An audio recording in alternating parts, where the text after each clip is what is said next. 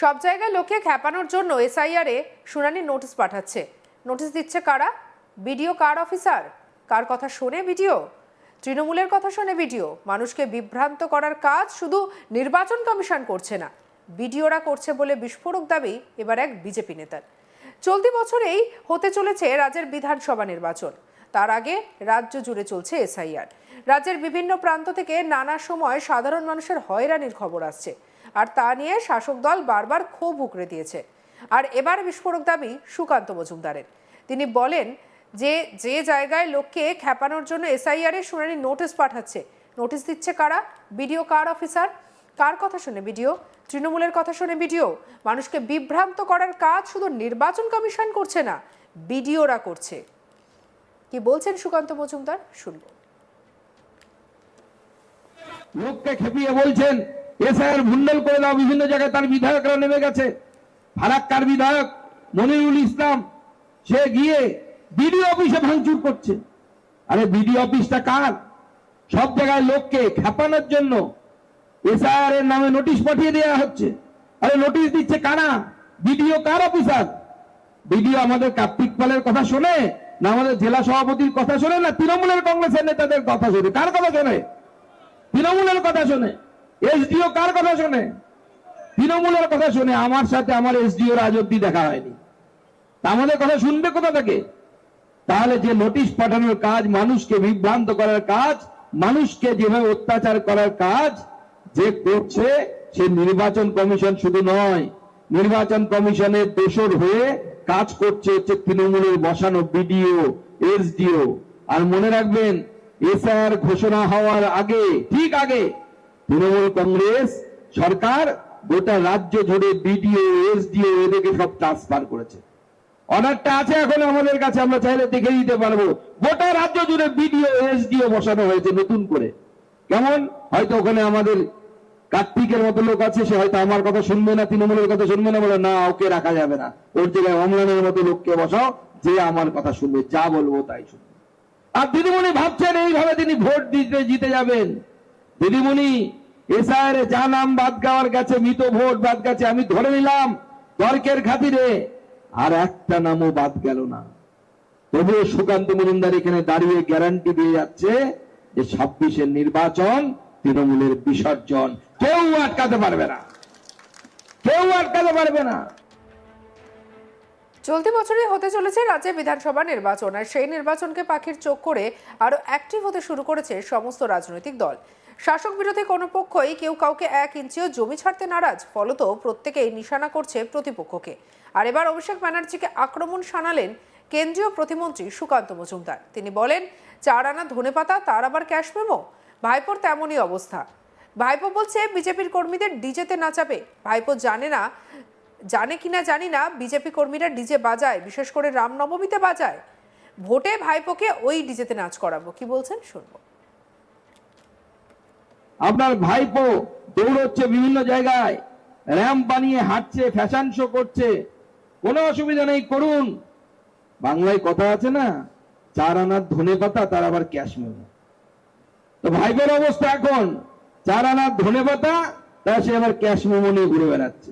ভিড় তো হচ্ছে না, পেছন থেকে লোক পালিয়ে যাচ্ছে, আর উল্টো বিজেপির নেতাদেরকে ধমকানো চমকানো হচ্ছে।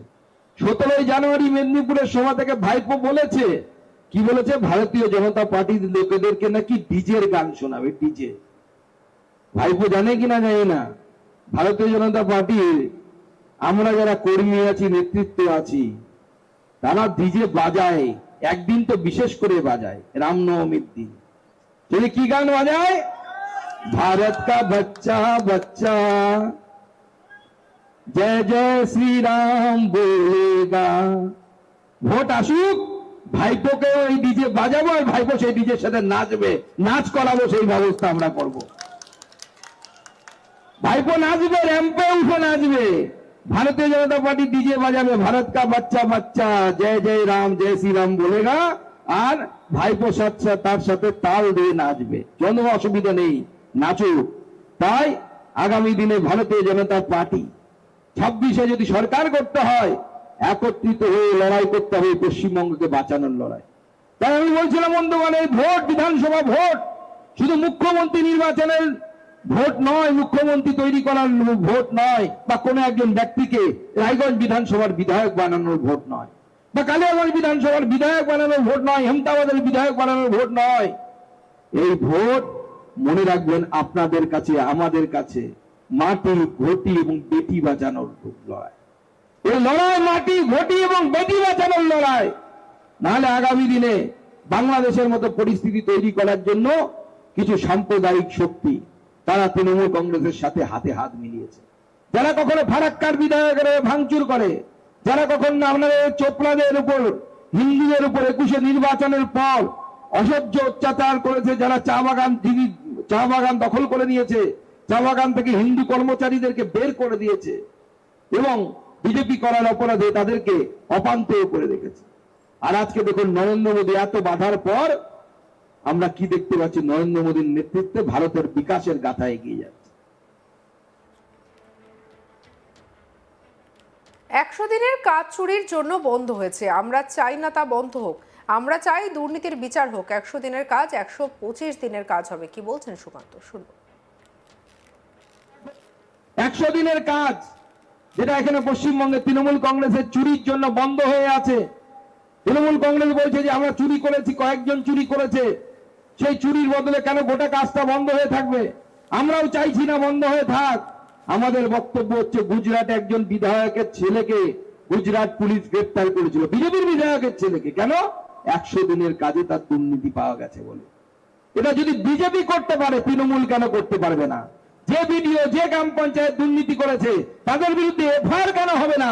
তাদের বিরুদ্ধে দুর্নীতির বিচার কেন হবে না? দুর্নীতির বিচার করুন। ভারতীয় জনতা পার্টি 100 দিনের কাজকে 125 দিনের কাজ করে পশ্চিমবঙ্গের মানুষের কাছে আনবে, যেটা আমাদের জি রামজি বিলের মাধ্যমে মাননীয় প্রধানমন্ত্রী এনেছে। 125 দিনের কাজ হয়ে গেছে, বাংলার মানুষ বঞ্চিত হচ্ছে। কেন? মমতা বন্দ্যোপাধ্যায় বলেছেন মোদির কাছে আমি মাথা নোয়াবো না। আরে মোদির কাছে মাথা নোয়াবেন কিনা আপনি ঠিক করুন। ভারতবর্ষের মানুষ নয়, গোটা পৃথিবীর নেতৃত্ব জানে এই পৃথিবীকে নেতৃত্ব দেওয়ার মতো নেতা যদি কেউ থাকে তার নাম হচ্ছে নরেন্দ্র মোদী। আমরা নরেন্দ্র মোদীর ভক্ত। আমাদেরকে তৃণমূল কংগ্রেস বলে এরা দিল্লির দালাল। বলে আমরা দিল্লির দালাল না দাদা, আমরা গর্ব করে বলি আমরা 56 ইঞ্চি নরেন্দ্র মোদীর ভক্ত এবং আমাদেরকে হারানো কিন্তু শক্ত। আমরা নরেন্দ্র মোদীর ভক্ত। আর আপনাদের মতো 19 চাচার দালাল না যে পশ্চিমবঙ্গটাকে বাংলাদেশ বানাতে দেব। আমরা লড়াই করব নরেন্দ্র মোদীর ভক্ত হয়ে এবং পশ্চিমবঙ্গকে পশ্চিমবঙ্গ রাখার চেষ্টা করে যাব। আজকে কার্তিক পাল বলছিলেন যে এখানকার বিধায়ক নাকি বলছে যে উনি নাকি ডিআরএম কে বলেছেন আর ডিআরএম নাকি ট্রেন চালু করে দিয়েছে। কোথায় অবধি? বেঙ্গালুরু অবধি। কার্তিক বলছিল দাদা আপনি তো জানেন কতবার কার্তিক পাল আপনাদের সাংসদ হিসেবে রেলমন্ত্রীর কাছে গেছে। শুধু তাই নয়, রেলমন্ত্রীর সাথে যাওয়ার সাথে সাথে আমাকেও নিয়ে গেছে। সঙ্গে রাখুন আজ তাক বাংলার ইউটিউব চ্যানেলকে লাইক, কমেন্ট, শেয়ার, সাবস্ক্রাইব করতে ভুলবেন না।